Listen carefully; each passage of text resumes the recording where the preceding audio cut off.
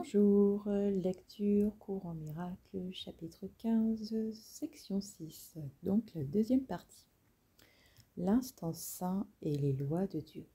Il est impossible d'utiliser une relation aux dépens d'une autre sans éprouver de la culpabilité. Il est également impossible de condamner une partie d'une relation et d'y trouver la paix. Sous la direction du Saint-Esprit, toutes les relations sont vues comme des engagements totaux et pourtant, elles n'entrent aucunement en conflit les unes avec les autres. Une foi parfaite en chacune d'elles pour sa capacité de te satisfaire complètement ne peut venir que d'une foi parfaite en toi-même. D'abord une foi parfaite en soi-même et après on peut avoir une foi parfaite dans sa relation. Et cela, tu ne peux l'avoir tant que reste la culpabilité.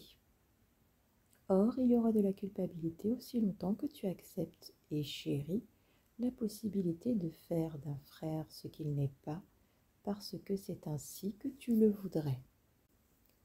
Tu as si peu de foi en toi-même parce que tu es indésireux d'accepter le fait que l'amour parfait est en toi.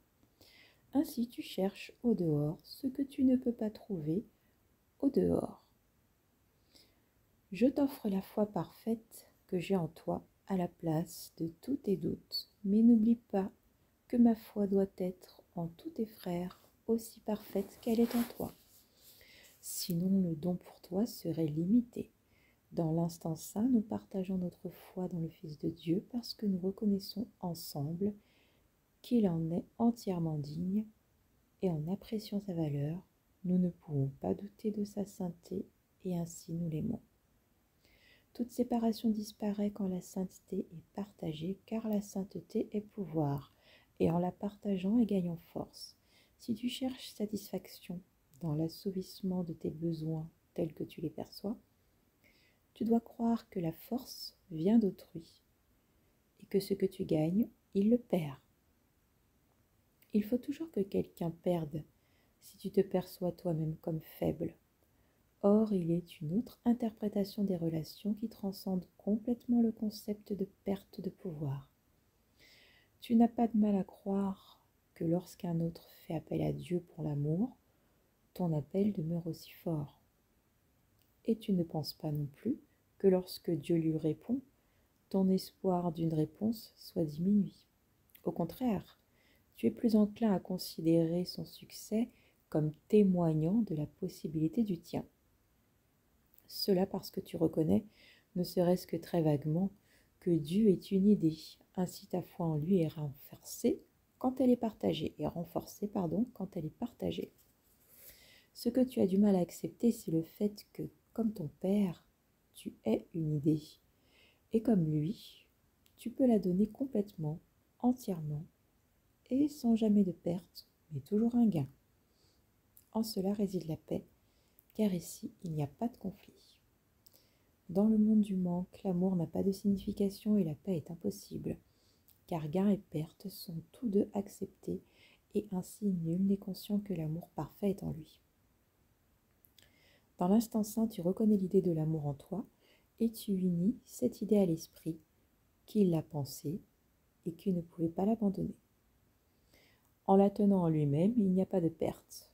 Ainsi, l'instant saint devient une leçon sur la façon de tenir tous tes frères dans ton esprit en faisant l'expérience non de la perte, mais de la complétude. De là, il suit que tu peux seulement donner. Et cela est amour, car cela seul est naturel selon les lois de Dieu. Dans l'instant saint, les lois de Dieu prévalent, et elles seules ont une signification. Les lois de ce monde cessent d'avoir la moindre signification. Lorsque le Fils de Dieu accepte les lois de Dieu comme étant sa propre joyeuse volonté, il est impossible qu'il soit lié ou limité en aucune façon. En cet instant, il est aussi libre que Dieu le veut. Car à l'instant où il refuse d'être lié, il n'est pas lié. Dans l'instant saint, il n'arrive rien qui n'ait toujours été. Seulement le voile, qui était tiré sur la réalité, est levé. Rien n'a changé. Or, la prise de conscience de cette inchangeabilité vient rapidement, comme le voile du temps est écarté. Nul ne peut, qui n'a pas encore fait l'expérience du lever de voile, qui ne s'est pas senti irrésistiblement attiré par la lumière qui est derrière, avoir foi en l'amour sans peur. Or, le Saint-Esprit te donne cette foi, parce qu'il me l'a offerte et je l'ai acceptée. Ne crains pas que l'instant saint te soit refusé, car je ne l'ai pas refusé. Et par moi, le Saint-Esprit te le donne comme tu le donneras.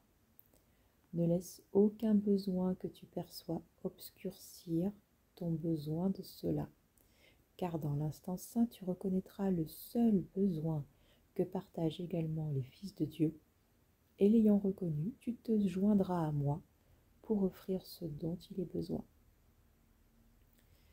C'est par nous que la paix viendra.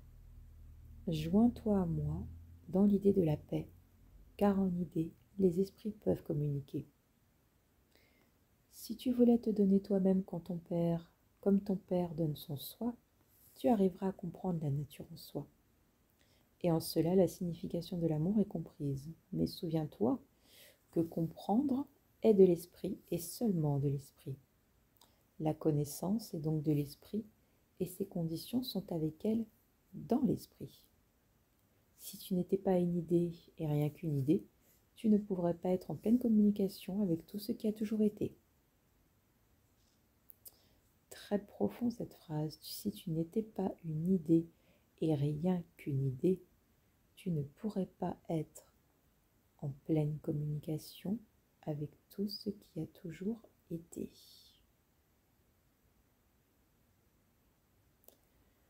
Or, aussi longtemps que tu préfères être autre chose ou tu voudrais tenter de n'être rien d'autre et autre chose à la fois, tu ne te souviendras pas du langage de la communication que tu connais parfaitement.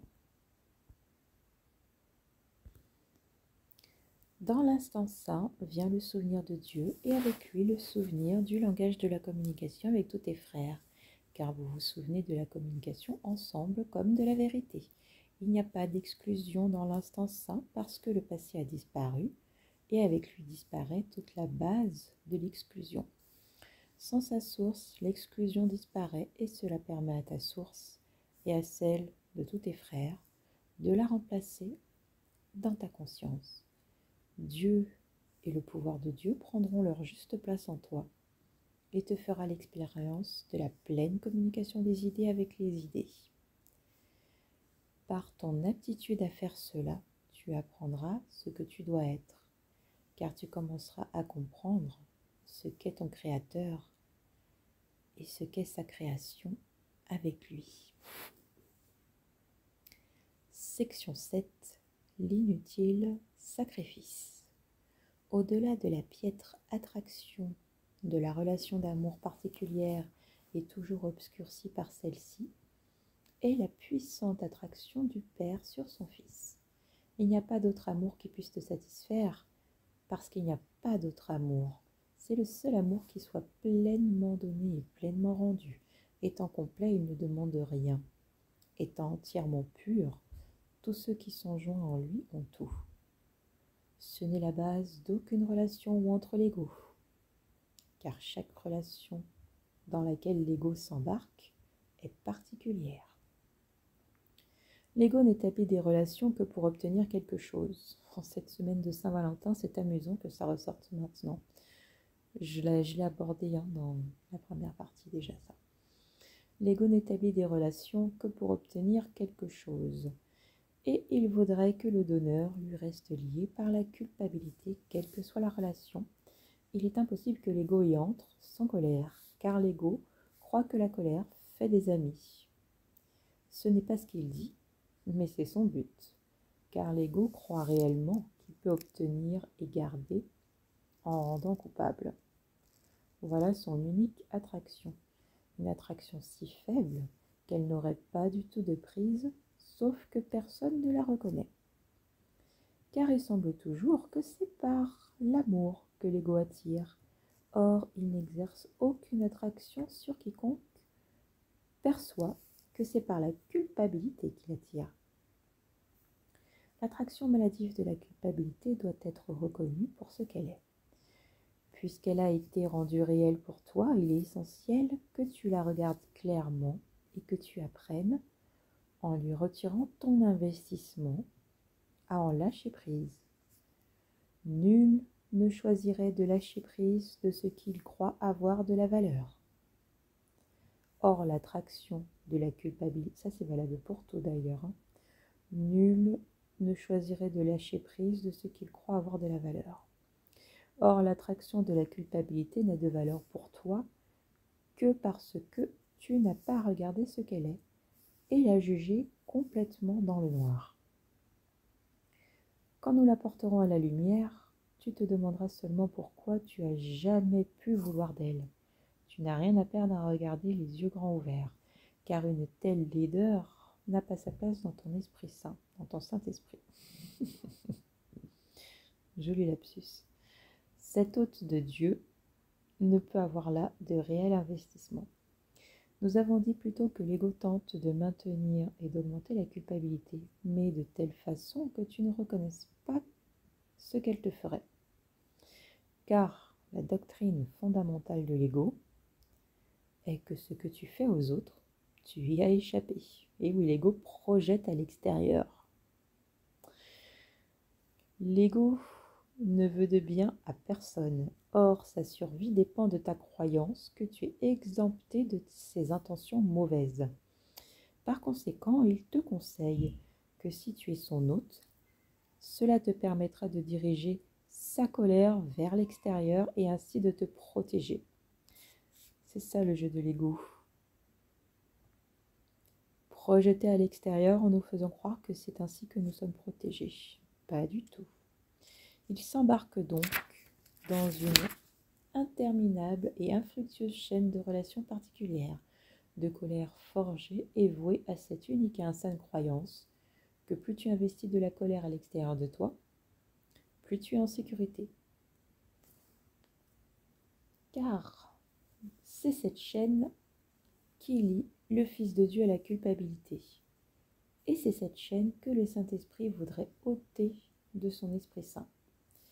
Car la chaîne de sauvagerie n'a pas sa place autour de l'hôte choisi de Dieu, qui ne peut se faire l'hôte de l'ego. Au nom de sa délivrance et au nom de celui qui voudrait le délivrer, regardons de plus près les relations que l'ego combine et laissons le Saint-Esprit les juger véritablement. Car il est certain que si tu les examines, tu les lui offriras avec joie. Ce qu'il peut en faire, tu ne le sais pas. Mais tu deviendras désireux de le découvrir si tu es d'abord désireux de percevoir ce que tu en as fait. D'une façon ou d'une autre, chaque relation que fait l'ego est fondée sur l'idée qu'en se sacrifiant lui-même, il devient plus gros. Le sacrifice qu'il considère comme une purification est en fait la racine de son amer ressentiment. Car il préférait attaquer directement et éviter de retarder ce qu'il veut réellement. Or, l'ego reconnaît la réalité telle qu'il la voit et il admet que personne ne pourra interpréter une attaque directe comme de l'amour. Or, rendre coupable, c'est une attaque directe, même si cela n'en a pas l'air. Car les coupables s'attendent à l'attaque, et l'ayant cherché, c'est ce qui les attire. Dans ces relations insanes, l'attraction de ce que tu ne veux pas semble être beaucoup plus forte que l'attraction de ce que tu veux, car chacun pense avoir sacrifié quelque chose à l'autre, et pour cela, il le hait. Il pense pourtant que c'est ce qu'il veut. Il n'est pas du tout amoureux de l'autre, il croit simplement qu'il est amoureux du sacrifice. Et pour ce sacrifice qu'il exige de lui-même, il exige que l'autre accepte la culpabilité et se sacrifie lui-même aussi. Le pardon devient impossible, car l'ego croit que pardonner à un autre, c'est le perdre. C'est seulement par l'attaque, sans le pardon, que l'ego peut s'assurer de la culpabilité qui maintient la cohésion de toutes ses relations. Une fois n'est pas coutume, je vous conseille, pour une bonne compréhension de cette partie, un livre de Don Miguel Ruiz qui s'appelle, que je dise pas de bêtises, la maîtrise de l'amour. Toutes ces parties abordées dans le cours en miracle seront beaucoup plus claires pour vous en lisant ce livre en parallèle. Alors, reprenons. Or, elles ne tiennent qu'en apparence, car les relations pour l'ego signifient seulement que les corps sont ensemble. C'est toujours cela qu'exige l'ego. Il ne voit pas d'objection où qu'aille l'esprit et quoi qu'il pense, car cela semble sans importance. Tant que le corps est là pour recevoir son sacrifice, il est content. Pour l'ego, l'esprit est privé et seul le corps peut être partagé. Les idées sont foncièrement sans intérêt, sauf dans la mesure où elles rapprochent et éloignent de lui le corps d'un autre. Et c'est sous ce rapport qu'il évalue les idées comme bonnes ou mauvaises. Ce qui rend un autre coupable et le tient par la culpabilité est bon. Ce qui le délivre de la culpabilité est mauvais, parce qu'il ne croirait plus que les corps communiquent et ainsi il disparaîtrait. Souffrance et sacrifice sont les dons avec lesquels l'ego voudrait bénir toutes les unions, et ceux qui sont unis à son autel acceptent la souffrance et le sacrifice comme prix de leur union. Dans ces alliances coléreuses nées de la peur de la solitude et pourtant vouées à la communication de la solitude, chacun cherche à soulager sa culpabilité en l'augmentant chez l'autre, car chacun croit que cela diminue la culpabilité en lui. Il semble toujours que l'autre est en train de l'attaquer et de le blesser, peut-être avec des riens, peut-être inconsciemment, mais jamais sans exiger de sacrifice. La furie de ceux qui sont joints à l'autel de l'ego excède de beaucoup la conscience que tu en as, car ce que l'ego veut réellement, tu ne te rends pas compte. Ceci est très bien expliqué dans le deuxième accord Toltec. N'en faites pas une affaire personnelle. L'ego croit toujours que... L'ego fait toujours une affaire personnelle de tout. Voilà. J'en ai déjà beaucoup parlé dans les chapitres précédents, donc je ne vais pas me répéter, mais s'il y a bien une lecture que vous devez faire et bien aimer à sa juste valeur, ce sont les 4 accords Toltec. Alors, chaque fois que tu es en colère, tu peux être sûr que tu as formé une relation particulière que l'ego a bénie, car la colère est sa bénédiction. La colère prend de nombreuses formes, mais elle ne peut pas tromper longtemps ceux qui apprendront que l'amour n'apporte aucune culpabilité, et que ce qui apporte la culpabilité ne peut pas être l'amour et doit être la colère. Toute colère n'est rien de plus qu'une tentative pour amener quelqu'un à se sentir coupable, et cette tentative est la seule base qu'accepte l'ego pour les relations particulières. La culpabilité est le seul besoin qu'a l'ego, et aussi longtemps que tu t'identifies à lui, la culpabilité reste attirante pour toi. Or, souviens-toi de ceci, être avec un corps, ce n'est pas communiquer. Et si tu penses que ce l'est, tu te sentiras coupable à propos de la communication et tu auras peur d'entendre le Saint-Esprit, reconnaissant dans sa voix ton propre besoin de communiquer. Le Saint-Esprit ne peut pas t'enseigner à travers la peur. Et comment peut-il communiquer avec toi tant que tu crois que communiquer, c'est esseler? Manifestement, il est insane de croire qu'en communiquant, tu seras abandonné. Et pourtant, beaucoup le croient, car ils pensent qu'ils doivent garder leur esprit privé, sans quoi ils le perdraient, tandis que si leurs corps sont ensemble, leur esprit reste à eux. L'union des corps devient ainsi la façon de garder les esprits séparés, car les corps ne peuvent pardonner, ils peuvent seulement faire ce que l'esprit commande.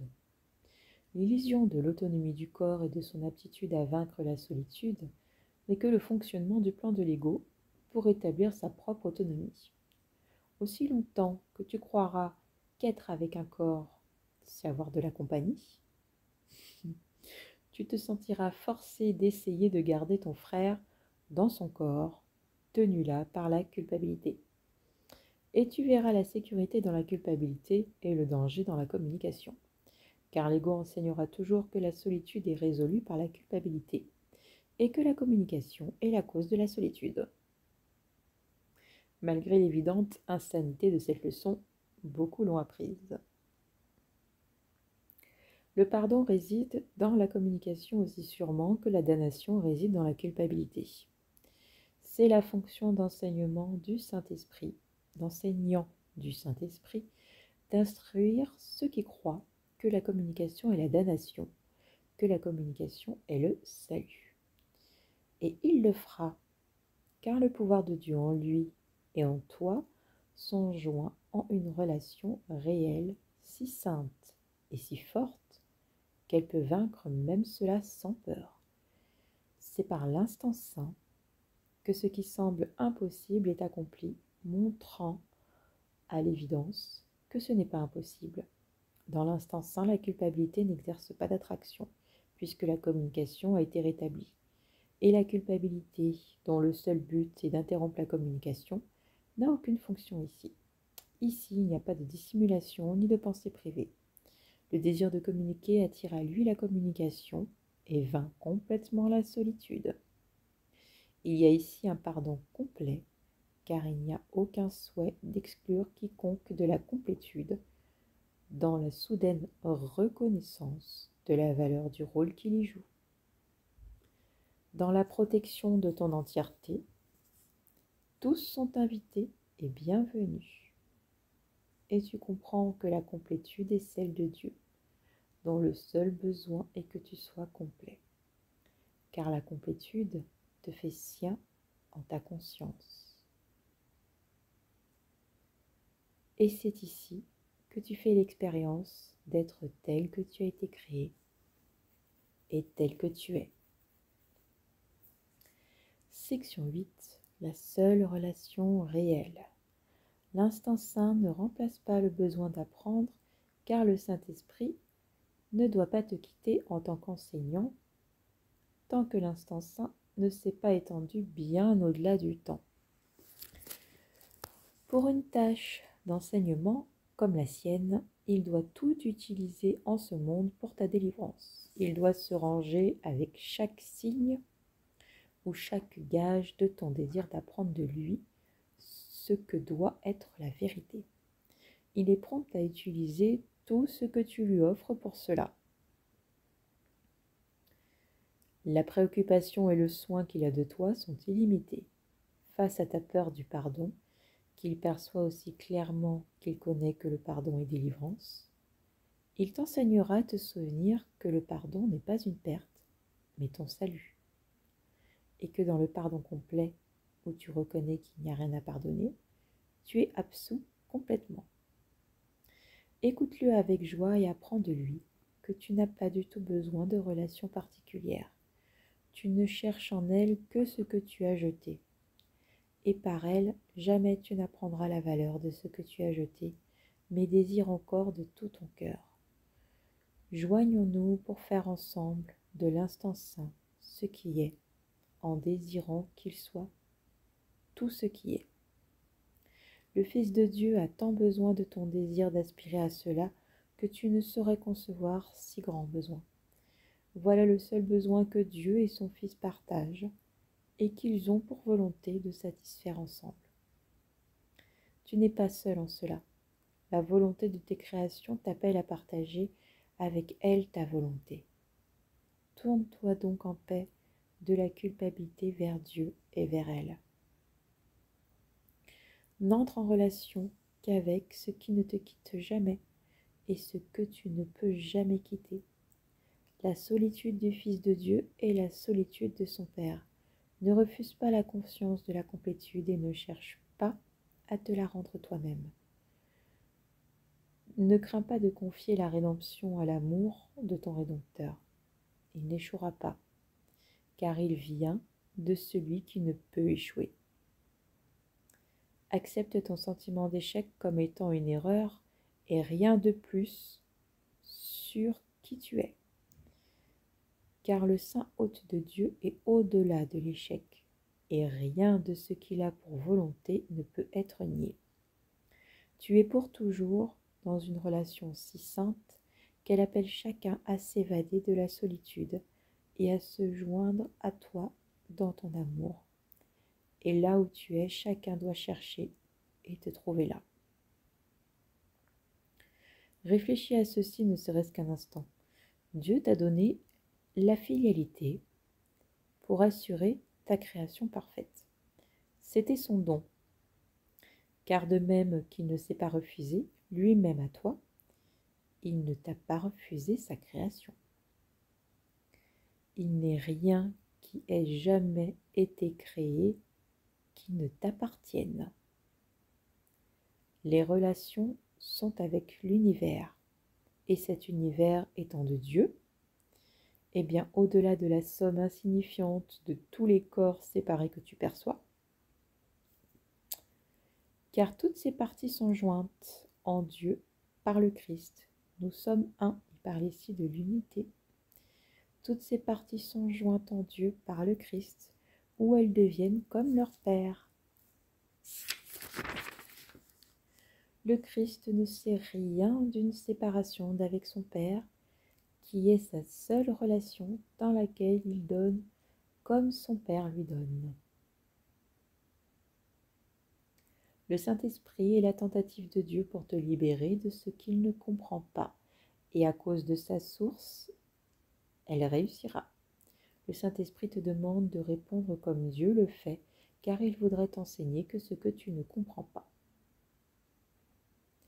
Dieu répondrait à chaque besoin, quelque forme qu'il prenne. Ainsi, il garde ce canal ouvert pour recevoir sa communication avec toi et la tienne avec lui. Dieu ne comprend pas ton problème de communication, car il ne le partage pas avec toi. Il n'y a que toi qui crois qu'il est compréhensible.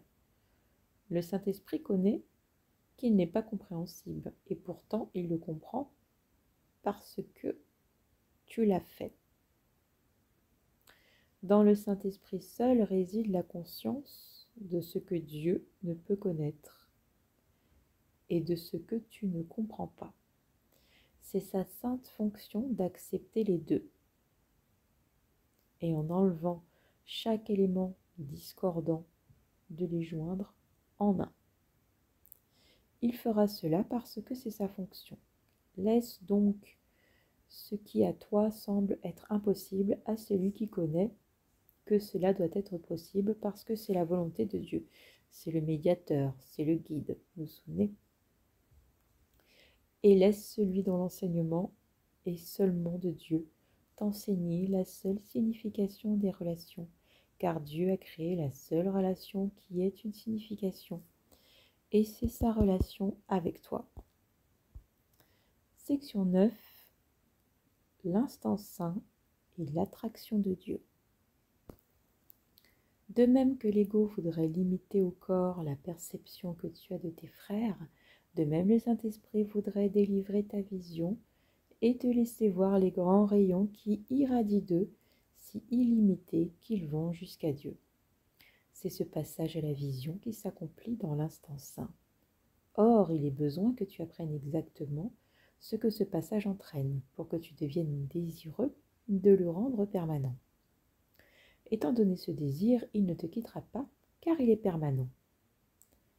Une fois que tu l'as accepté comme étant la seule perception que tu veuilles, et oui, c'est toujours une question de volonté, de vouloir, elle est traduite en connaissance par le rôle que Dieu lui-même joue dans l'expiation, car c'est la seule étape en elle qu'il comprenne.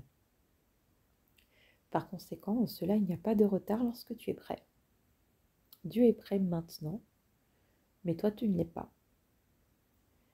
Notre tâche est simplement de continuer le plus vite possible le nécessaire processus qui consiste à regarder en face toutes les interférences et à les voir exactement telles qu'elles sont. Car il est impossible de reconnaître pour entièrement insatisfaisant ce que tu penses vouloir. Le corps est le symbole de l'ego, comme l'ego est le symbole de la séparation. En clair, ce sont nos corps qui donnent l'illusion de la séparation et l'ego nous fait croire que nous sommes un corps. Voilà. Et les deux ne sont rien de plus que des tentatives pour limiter la communication et par là la rendre impossible. Car la communication doit être illimitée pour avoir une signification, et privée de signification, elle ne te satisfera pas complètement. Or, elle reste le seul moyen par lequel tu peux établir des relations réelles, lesquelles n'ont pas de limites, ayant été établies par Dieu. Dans l'instant saint où les grands rayons remplacent le corps dans la conscience, il t'est donné de reconnaître les relations sans limite. Mais afin de voir cela, il est nécessaire d'abandonner chaque usage que l'ego fait du corps et d'accepter le fait que l'ego n'a aucun but que tu voudrais partager avec lui. Car l'ego voudrait limiter chacun à un corps et à ses propres fins, et tant que tu penseras qu'il a un but, tu choisiras d'utiliser les moyens par lesquels il essaye de tourner son but en accomplissement. Cela ne sera jamais accompli. Or, tu as sûrement reconnu que l'ego, dont les buts sont tout à fait inatteignables, y aspire avec toute sa puissance, et il fait cela avec la force que tu lui as donnée. Il est impossible de diviser la force entre le ciel et l'enfer, entre Dieu et l'ego, tout en libérant ta puissance créatrice, ce qui est le seul but pour lequel elle t'a été donnée. L'amour donnerait toujours une augmentation. Les limites sont exigées par l'ego et représentent ses exigences, qui sont de faire petit et ineffectif. Limite à son corps ta vue de ton frère, ce que tu feras tant que tu ne voudras pas l'en libérer, et tu as refusé le don qu'il te fait. Son corps ne peut pas faire de don, et ne le cherche pas par le tien. Or vos esprits sont déjà continus, et leur union a seulement besoin d'être acceptée pour que la solitude au ciel ait disparu. Vous avez déjà certainement entendu que nous sommes conscience. Voilà. Si seulement tu laissais le Saint-Esprit te parler de l'amour que Dieu a pour toi et du besoin qu'ont tes créations d'être à jamais avec toi, tu ressentirais l'attraction de l'Éternel.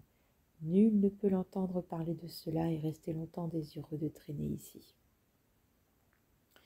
Car c'est ta volonté d'être au ciel, où tu es complet et tranquille, dans des relations si sûres et si pleines d'amour que toute limite est impossible. N'échangerais-tu pas tes petites relations contre cela? Car le corps est petit et limité, et seuls ceux que tu voudrais voir sans les limites que l'ego voudrait leur imposer peuvent t'offrir le don de la liberté. Tu n'as aucune conception des limites que tu as mises dans ta perception, ni aucune idée de toute la beauté que tu pourrais voir, mais souviens-toi de ceci. L'attraction de la culpabilité s'oppose à l'attraction de Dieu. Son attraction sur toi reste illimitée, mais parce que ton pouvoir étant le sien est aussi grand que le sien, tu peux te détourner de l'amour. Ce que tu investis dans la culpabilité, tu le retires à Dieu. Et ta vue devient faible, basse, illimitée, car tu as tenté de séparer le Père du Fils et de limiter leur communication. Ne cherche pas l'expiation dans une plus grande séparation, et ne limite pas ta division du Fils de Dieu à ce qui interfère avec sa délivrance, et ce que le Saint-Esprit doit défaire pour le libérer, car sa croyance dans les limites l'a emprisonné. Quand le corps cessera de t'attirer, et quand tu ne lui attacheras pas de valeur comme moyen d'obtenir quoi que ce soit, alors il n'y aura pas d'interférence dans la communication et tes pensées seront aussi libres que celles de Dieu. Quand tu laisses le Saint-Esprit t'enseigner comment utiliser le corps dans le seul but de communiquer et renonces à l'utiliser pour la séparation et l'attaque que l'ego voit en lui, tu apprends que tu n'as pas du tout besoin d'un corps. Dans l'instant saint, il n'y a pas de corps et tu ressens seulement l'attraction de Dieu. En l'acceptant pour indivisé, tu te joins à lui tout entier et en un instant, car tu ne mets aucune limite à ton union avec lui. La réalité de cette relation devient la seule vérité que tu voudrais jamais vouloir. Toute vérité est là. Section 6. Le temps de la reconnaissance. Il est en ton pouvoir dans le temps de retarder l'union parfaite du Père et du Fils. Car il est vrai qu'en ce monde, l'attraction de la culpabilité se dresse entre eux. Ni le temps ni les raisons ne signifient quoi que ce soit dans l'éternité. Or ici, c'est la seule fonction du Saint-Esprit de les utiliser, mais pas comme l'ego les utilise. Voici la saison où tu célèbres ma naissance dans le monde. Or, tu ne sais pas comment faire. Laisse le Saint-Esprit t'enseigner et laisse-moi célébrer ta naissance par lui. Le seul don que je puisse accepter de toi, c'est le don que je t'ai fait. Délivre-moi comme je choisis ta propre délivrance. Nous célébrons ensemble le temps du Christ, car il n'a pas de signification si nous sommes séparés. L'instant saint est véritablement le temps du Christ, car en cet instant libérateur, nulle culpabilité n'est imposée au Fils de Dieu, et sa puissance illimitée lui est ainsi rendue. Quel autre don peux-tu m'offrir quand je choisis de t'offrir seulement cela? Et me voir, c'est me voir en chacun, et offrir à chacun le don que tu m'offres. Je suis aussi incapable que Dieu de recevoir un sacrifice, et chaque sacrifice que tu demandes de toi, tu le demandes de moi. Apprends maintenant que toute espèce de sacrifice n'est qu'une limite imposée à l'acte de donner. Et par cette limitation, tu as limité ton acceptation du don que je t'offre. Nous qui ne faisons qu'un ne pouvons pas donner séparément. Quand tu es désireux d'accepter notre relation pour réelle, la culpabilité n'exerce pas d'attraction sur toi. Car dans notre union, tu accepteras tous nos frères. Le don de l'union est le seul don que je sois né pour donner.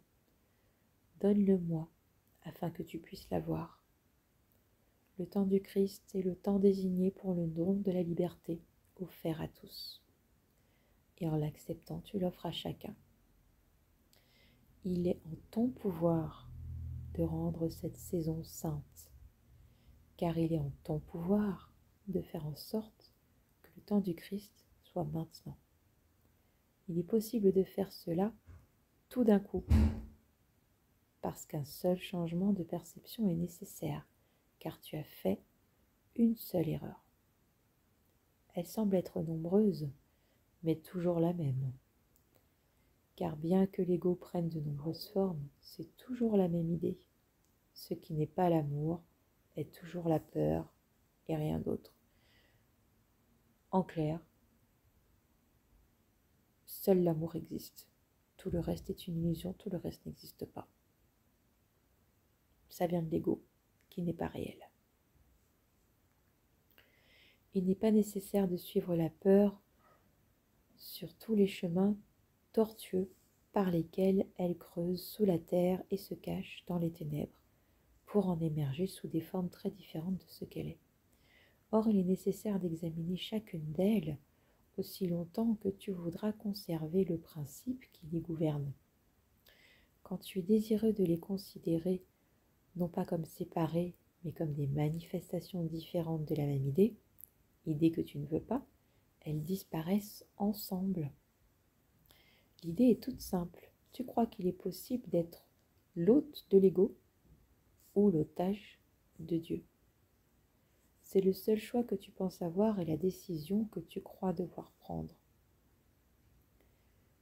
Tu ne vois pas d'autre alternative, car tu ne peux pas accepter le fait que les sacrifices ne t'obtiennent rien. Le sacrifice est si essentiel à ton système de pensée que le salut à part du sacrifice ne signifie rien pour toi.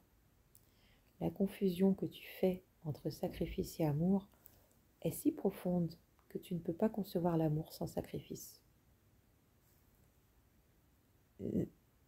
Je répète cette phrase.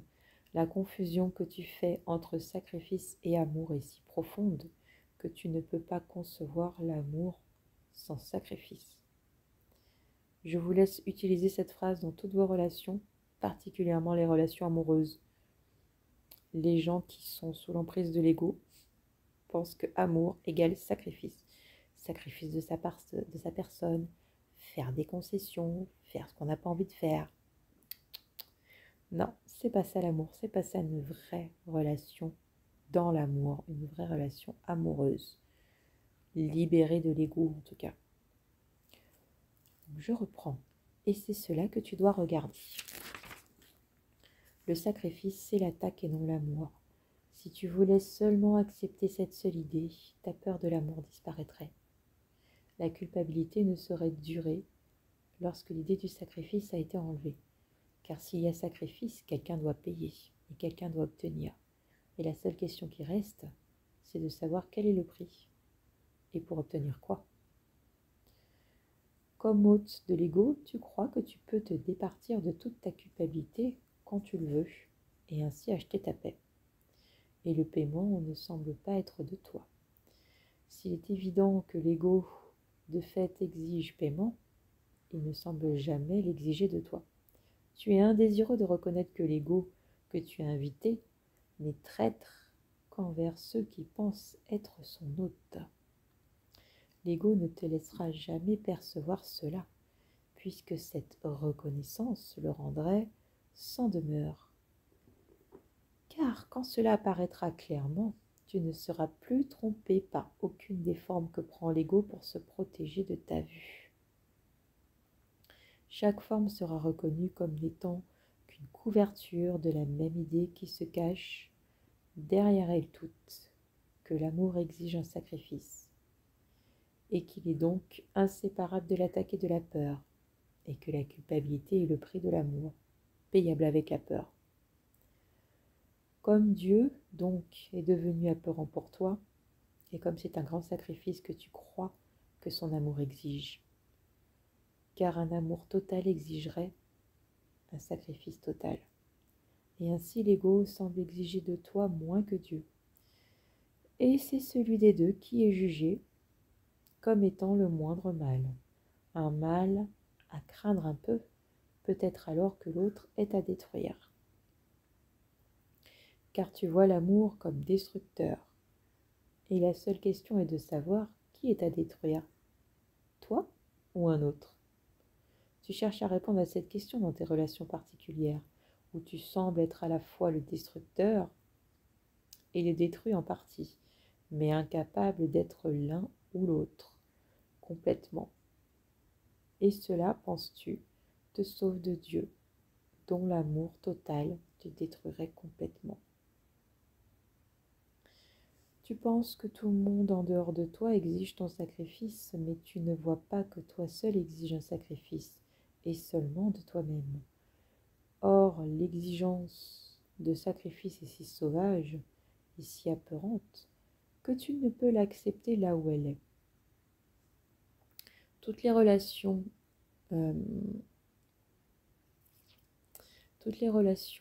notamment les relations amoureuses, on va rester là-dessus, où il y a l'ego, vous êtes dans le triangle de Chapman.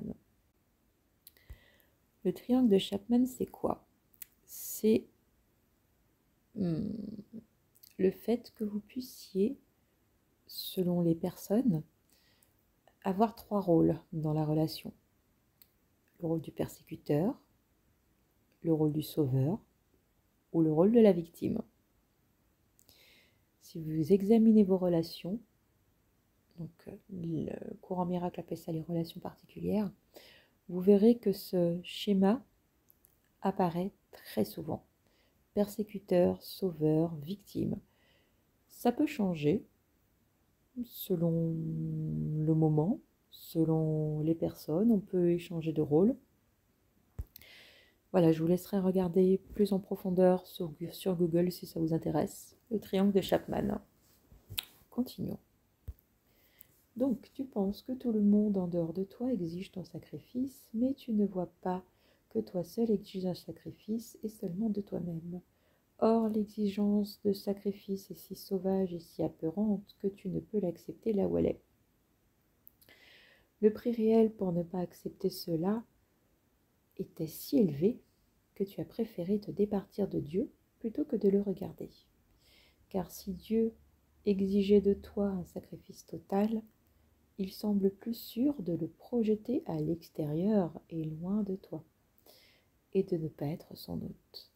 À lui, tu attribueras ta traîtrise de l'ego, que tu invites à prendre sa place pour te protéger de lui, et tu ne reconnais pas que c'est ce que tu as inventé qui voudrait te détruire, et qui en effet exige de toi un sacrifice total.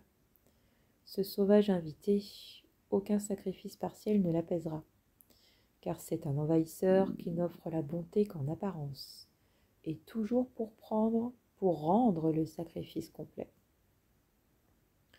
Tu ne réussiras pas à être l'otage partiel de l'ego, car il ne respecte aucun marché et il ne te laisserait rien. Tu ne peux pas non plus être son hôte partiel. Tu dois choisir entre la liberté totale et l'asservissement total, car il n'y a pas d'autre alternative que celle-ci. Tu as essayé de nombreux compromis pour tenter d'éviter de reconnaître la seule décision que tu dois prendre. Et pourtant, c'est de reconnaître cette décision exactement telle qu'elle est, qui rend la décision si facile. Le salut est simple, étant de Dieu, et par conséquent très facile à comprendre. N'essaie pas de le projeter au loin et de le voir à l'extérieur de toi. Ils sont à la fois la question et la réponse, l'exigence de sacrifice et la paix de Dieu. Section 11, Noël comme la fin du sacrifice. Ne crains pas de reconnaître que toute l'idée de sacrifice est faite uniquement par toi. Et ne cherche pas la sécurité en tentant de te protéger de là où elle n'est pas. Tes frères et ton père sont devenus très apeurants pour toi, et tu voudrais marchander avec eux pour quelques relations particulières dans lesquelles tu penses voir quelques miettes de sécurité. Ne cherche pas plus longtemps à garder à part tes pensées et la pensée qui t'a été donnée. Lorsqu'elles sont mises ensemble et perçues là où elles sont, le choix à faire entre elles n'est rien de plus qu'un doux éveil. Aussi simple que d'ouvrir les yeux à la lumière du jour quand tu n'as plus besoin de sommeil. Le signe de Noël est une étoile, une lumière dans les ténèbres. Ne la vois pas à l'extérieur de toi, mais brillant dans le ciel au-dedans, et accepte-la comme le signe que le temps du Christ est venu. Il vient en n'exigeant rien. Nul sacrifice d'aucune sorte n'est exigé par lui de qui que ce soit. En sa présence, toute l'idée de sacrifice perd signification, car il est l'hôte de Dieu, et tu as seulement besoin de l'inviter, celui qui est déjà là, en reconnaissant que son hôte est un, et qu'aucune pensée étrangère à son unité ne peut demeurer là avec lui. Pour l'accueillir, l'amour doit être total, car la présence de la sainteté crée la sainteté qui l'entoure. Nulle peur ne peut toucher l'hôte qui berce Dieu au temps du Christ, car l'hôte est aussi saint que l'innocence parfaite qu'il protège et dont le pouvoir le protège. En ce Noël, donne au Saint-Esprit tout ce qui te blesse, tout. Laisse-toi être complètement guéri afin que tu puisses te joindre à lui dans la guérison. Et célébrons notre délivrance ensemble en délivrant chacun avec nous. Ne laisse rien derrière, car la délivrance est totale, et quand tu l'auras acceptée avec moi, tu la donneras avec moi. Toute douleur, tout sacrifice et toute petitesse disparaîtront dans notre relation, qui est aussi innocente que notre relation avec notre Père et aussi puissante. la douleur nous sera portée et disparaîtra en notre présence. Et sans douleur, il ne peut y avoir de sacrifice. Et sans sacrifice, il doit y avoir l'amour. Toi qui crois que le sacrifice est amour, tu dois apprendre que le sacrifice est la séparation d'avec l'amour. Car le sacrifice apporte la culpabilité aussi sûrement que l'amour apporte la paix. La culpabilité est la condition du sacrifice, comme la paix est la condition pour prendre conscience que ta relation avec Dieu, de ta relation avec Dieu. Par la culpabilité, tu exclus ton père et tes frères de toi-même. Par la paix, tu les invites à revenir, te rendant compte qu'ils sont là où ton invitation les enjoint d'être. Ce que tu exclus de toi-même semble apeurant, car tu le revêts de la peur et tu essaies de le chasser, bien qu'il fasse partie de toi. Qui peut percevoir une partie de lui-même comme répugnante et vivre en paix en lui-même? Et qui peut tenter de résoudre le conflit du ciel et de l'enfer en lui, en chassant le ciel et en lui donnant les attributs de l'enfer sans éprouver un sentiment d'incomplétude et de solitude? Aussi longtemps que tu perçois le corps comme ta réalité, aussi longtemps tu te perçois toi-même comme étant seul et privé de quelque chose, aussi longtemps tu te percevras comme une victime du sacrifice, cela justifiant que tu en sacrifies d'autres. Car qui pourrait repousser le ciel et son Créateur sans un sentiment de sacrifice et de perte? Et qui pourrait subir le sacrifice et la perte sans tenter de se rétablir lui-même? Or, comment pourrais-tu accomplir cela toi-même, quand la base de tes tentatives est la croyance en la réalité de la privation? La privation engendre l'attaque, étant la croyance que l'attaque est justifiée. On l'avait abordé dans tous les premiers chapitres, ça, on attaque parce qu'on croit que l'autre veut nous prendre quelque chose. La privation engendre l'attaque, on croit qu'on perd quelque chose. Alors, ça nous semble une bonne justification, une bonne raison de se défendre. Donc, et aussi longtemps que tu voudrais conserver la privation, l'attaque devient le salut et le sacrifice devient l'amour. C'est ainsi que dans toutes tes quêtes d'amour, tu cherches et tu trouves le sacrifice. Or, tu ne trouves pas l'amour. Il est impossible de nier ce qu'est l'amour et de le reconnaître encore. La signification de l'amour réside dans ce que tu as chassé à l'extérieur de toi. Et il n'a pas de signification à part de toi. C'est ce que tu préfères garder qui n'a pas de signification. Alors que tout ce que tu voudrais tenir à l'écart contient toute la signification de l'univers et assure la cohésion de l'univers dans sa signification. Si l'univers n'était pas joint en toi, il serait à part de Dieu, et être sans lui, c'est être sans signification.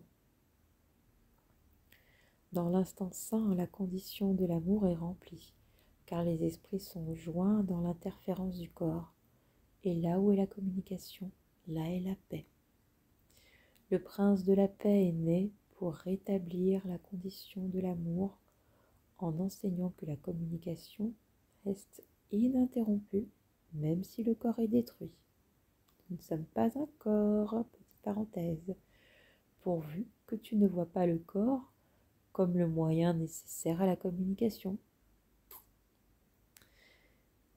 Et si tu comprends cette leçon, tu te rendras compte que sacrifier le corps, c'est sacrifier rien. Notre corps est un véhicule. Tu te rendras compte que sacrifier le corps, c'est sacrifier rien. Et la communication, qui doit être de l'esprit, ne peut pas être sacrifiée. Où donc est le sacrifice? La leçon que je suis né pour enseigner, que je voudrais encore enseigner à tous mes frères, c'est que le sacrifice n'est nulle part et que l'amour est partout. Quand la communication embrasse tout, et dans la paix qu'elle rétablit, l'amour vient de lui-même. Ne laisse aucun désespoir assombrir la joie de Noël, car le temps du Christ est insignifiant à part de la joie. Joignons-nous dans la célébration de la paix en n'exigeant aucun sacrifice de personne, car c'est ainsi que tu m'offres l'amour que je t'offre. Que peut-il y avoir de plus joyeux que de percevoir que nous ne sommes privés de rien? Tel est le message du temps du Christ que je te donne pour que tu puisses le donner et le retourner au Père qui me l'a donné. Car au temps du Christ, la communication est rétablie et se joint à nous pour célébrer la création de son Fils. Dieu rend grâce à l'hôte saint qui voudrait le recevoir et qui le laisse entrer et demeurer là où il voudrait être. Et par ton accueil, il t'accueille en lui-même, car ce qui est contenu en toi, qui l'accueille lui, est retourné. Et nous ne faisons que célébrer son entièreté quand nous l'accueillons en nous-mêmes. Ceux qui reçoivent le Père ne font qu'un avec lui, étant l'hôte de celui qui les a créés. Et quand ils lui permettent d'entrer, le souvenir du Père entre avec lui. Et avec lui, ils se souviennent de la seule relation qu'ils aient jamais eue et qu'ils veuillent jamais avoir. Voici le temps où une nouvelle année naîtra, bientôt du temps du Christ. J'ai une parfaite confiance en toi pour faire tout ce que tu voudrais accomplir. Rien ne manquera et tu rendras complet et ne détruiras pas. Dis donc à ton frère, je te donne au Saint-Esprit comme partie de moi-même. Je reconnais que tu seras délivré, à moins que je ne veuille t'utiliser pour m'emprisonner moi-même. Au nom de ma liberté, je choisis ta délivrance, parce que je reconnais que nous serons délivrés ensemble. Ainsi l'année commencera dans la joie et la liberté. Il y a beaucoup à faire et nous avons été longtemps retardés. Accepte l'instant saint en cette année naissante et prends ta place, si longtemps laissée non remplie, dans le grand éveil. Rends cette année différente en faisant que tout soit pareil. Et laisse toutes tes relations être rendues saintes pour toi. Telle est notre volonté. Amen. Oh, très émouvant de finir cette dernière partie. Les larmes me viennent, c'est magnifique.